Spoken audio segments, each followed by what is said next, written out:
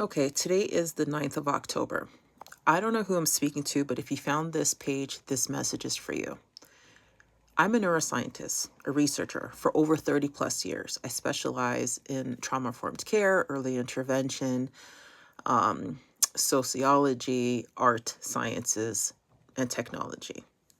I graduated school back in 2003 as a professional athlete who went on to play sports and decided one day that she was going to enter the real world.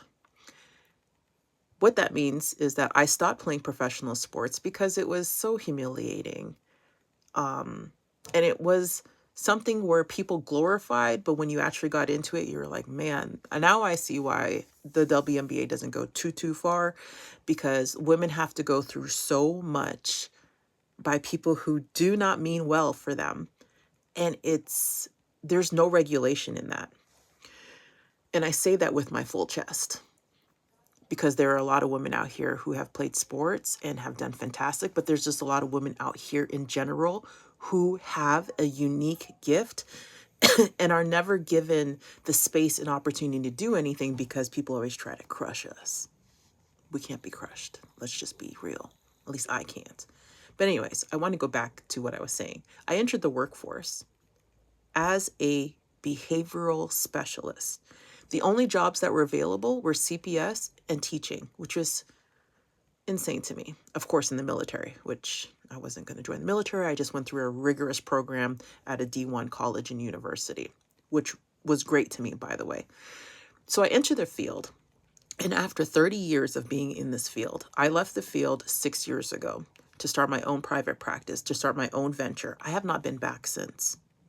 I'm not going to say it was an easy transition. It was extremely difficult because I had to bet on me. I had to bet on me and put all of the noise outside of me outside.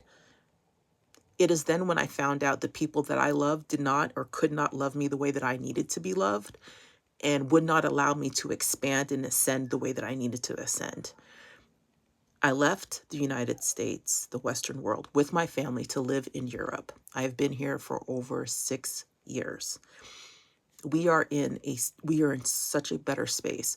I'm not saying that Europe is better because there's still some places and spaces where I'm just like, this is a little sus. However, the creativity, the entrepreneurship, the freelances, the networking opportunities are pouring into my lap effortlessly.